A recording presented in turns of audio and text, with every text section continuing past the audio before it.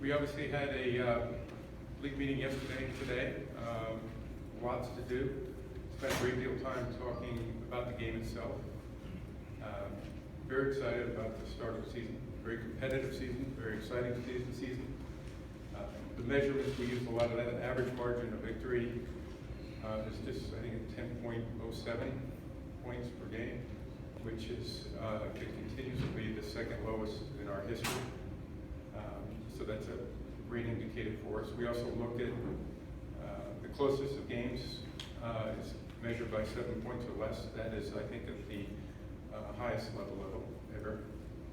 And we see a lot of excitement, a lot of enthusiasm, a lot of surprises, and a lot of what I would call unpredictable outcomes. And that's a great thing for fans. And that's what our focus is how do we continue to make the game stronger and better for our fans. This morning we spent a lot of time talking about our collective bargaining agreement. We reached the halfway point of our CBA, just past the halfway point. And we looked at the CBA to see how it's working from all perspectives. The player's perspective, we think it's working incredibly well. And from the owner's standpoint, it's working incredibly well. And I think from the fan standpoint, it's working incredibly well. So we're seeing what we structured 5 years ago working very well for all parties. It's leading to a safer game. We think it's leading to more investments, long-term investments in the communities and stadiums, facilities that I think are good for everybody, including the communities. And it's obviously led to increases in compensation. We've seen over $1 billion go into the cap in the last 3 years, $1.5 billion when you include benefits, which are record increases in compensation. So we're seeing great success with our collective bargaining agreement, but it's never perfect. And there are things that I think probably both sides will want to address. We also spent some time on player health and safety. We had a report from our committee on that. As you know, that's a priority for us, and we have made significant progress on it. We had an update on our engineering roadmap, as we like to refer to it, heard from some of the committee members. We also had an update on our search for our chief medical officer, and we got some preseason injury data, which I believe you have some of that also. So those are probably the key issues. I'm happy to take your questions. We have microphones. Why don't we start with Zenny right here? Yes, sir. Zinni Abrams, Zinni 62 Media. Thank you, Commissioner. Your thoughts on Mark Davis Las Vegas mini presentation of presentations, and also given that NFL staff has worked with Oakland for a year, where is Oakland in your view? And a follow-up, Sheldon Adelson is involved. He's a giant casino owner. And is this a scenario you kind of feared, or what's your thoughts? Let's see if I can remember all your questions first. The first one was on the presentation, but we had presentations from all three of the California teams this morning on the status of their efforts to get stadiums built. We also heard from the Atlanta Falcons on their efforts to get their stadium completed for next season. So that was a normal part of our meeting. And I think it specifically relates to the Raiders presentation as a forum. It was factual. Membership had an opportunity to ask questions. And the chairman of the committee, Art Rooney, made it very clear that this is something that's a significant focus of the stadium committee, has been and will be going forward. There's still a great deal of information that we need to gather with respect to the circumstances that we see in Las Vegas, the opportunities and also the challenges. So those are the things that we'll look at through the committee and report back to them. Maybe as early as December, but more likely later than that. Question, Hunter? I don't know if I got everything. Did I get everything? The Sheldon Adelson question about Yeah, that's one of the things that we don't know. That wasn't addressed this morning. I don't know what his role will be, but that's the type of information that we don't have at this point in time. It will be required before the membership's going to vote on this. Thank you. Bishop, Yeah. television ratings have been down, and there's a chart presented about how around the election, television ratings are always going to take some sort of decline. But this year, it's around 15%, which is more than in the previous I'd love to know, how much of that 15% do you attribute to things other than the election? The idea that there's new media taking eyeballs off of television and onto other Yes. things. It's a good question. And it's something that I don't think there is a single reason for it. I really don't. We look at all those factors. Everyone's got theories. You guys have theories. Others have theories. We work closely with our network partners.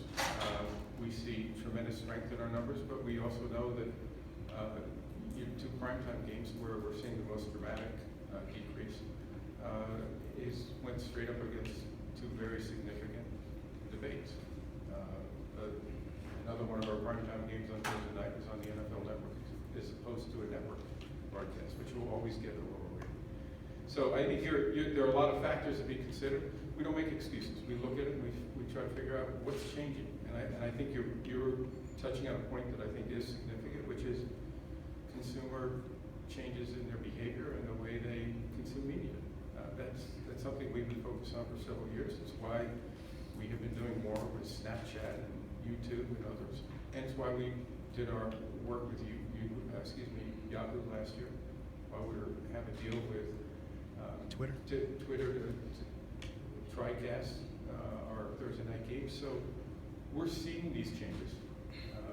We recognize that network television is still dominant. We believe it's going to be dominant going forward.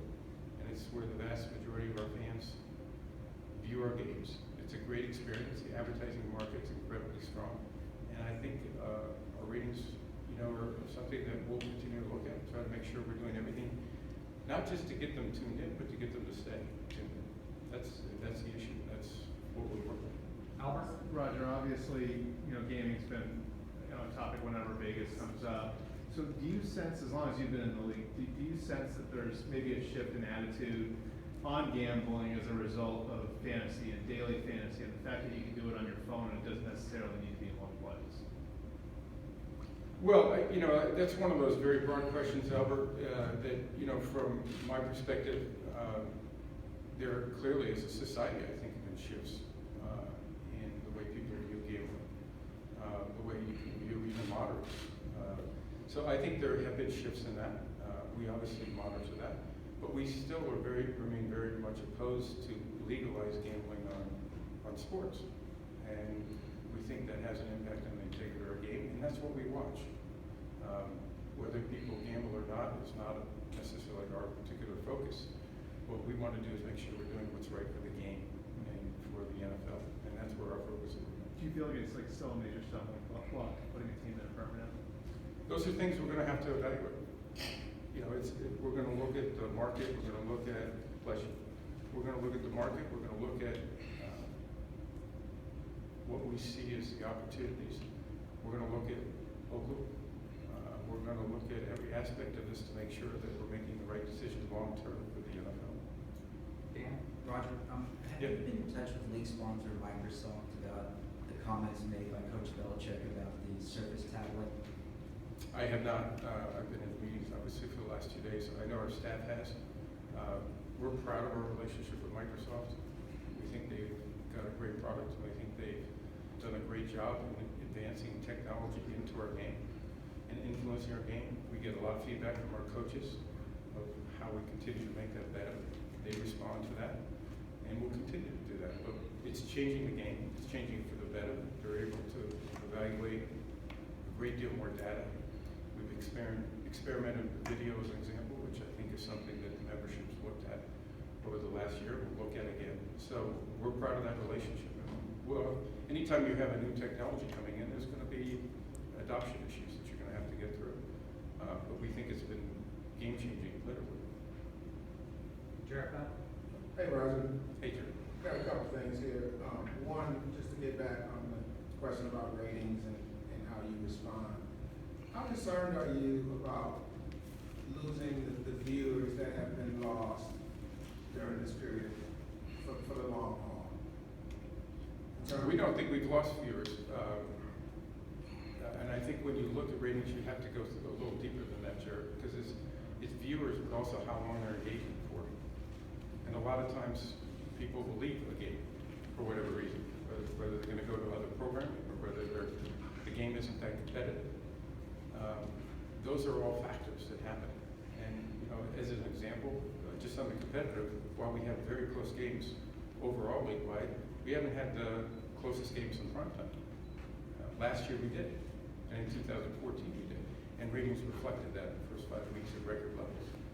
So these are things that you just have to evaluate individually. We don't dismiss anything. We look at it, we evaluate it, we try to see if we can get it. Do you have any indication of what the impact has been on the ratings and popularity of the league with relation to the protests, to some of the social situations? No, we don't think that's a factor. We don't think our network partners don't either. Why, I mean, what's been the feedback that you've gotten? from That it's not a fans? factor. That's not having any significant impact on the ratings. One more thing unrelated to that. Sure. There are a lot of inconsistencies with regard to how some of the celebration and taunting and excessive celebration rules are officiated.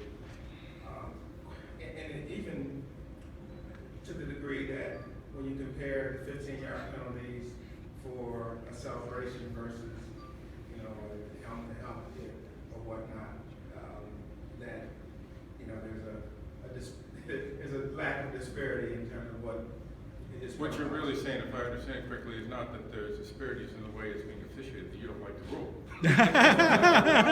Which I get, okay. I mean, do you think that that's an area where there's It's okay, you can say it, Jared, it's all right. further discussion warranted, though? Listen, the committee looks at this every year. It's just, this is one of those things, I've been in the league 35 years. I don't think there's been a year where we didn't look at this issue. It comes down to balancing a lot of issues. The professional standards that we want to uphold. We do believe that our players are role models, and others look at that at the youth level. So that's important for us to hold that standard up, and it's part of being a professional. So that's one element of it. We have taunting, which is a significant issue, and taunting fouls are up this year. It's probably a combination of making that a point of emphasis. But we look at that as sportsmanship. And that can lead to, in most cases, when somebody taunts somebody else, somebody reacts. And that can escalate quickly. So those are things that we're really concerned about. We look at it closely. The committee balances those issues. I don't think they're being officiated inconsistently. People may not like the rule, they may not like the line that's been drawn. But we believe it's part of being a professional league. Let's go with a question right here, sir. Commissioner, can I ask you a little bit, you've been to Las Vegas, it's such a unique city. What would make the NFL attractive to Las Vegas and vice versa, and with that market study, because it is kind of a unique and different kind of a city, what would you be studying in those market studies? Well, you study everything that we think is important to the long-term support of an NFL franchise. Is there a significant fan base there that would support the team appropriately? Is the stadium economics and the fan experience at the level that we need to be successful there? What is the impact on some of our policies that we need to look at? So we evaluate it from start to finish, and some of that's market research, some of that's pure analysis, and part of that is just getting in and asking the questions. So we have a team of people who have been evaluating some of these issues. That flow of information will come in. There's still things that haven't been resolved that we still need to evaluate also. So it's pretty thorough. It's expansive in the sense of making sure that we consider every aspect when the ownership makes their vote. I mean, what would make Las Vegas an attractive city for the league?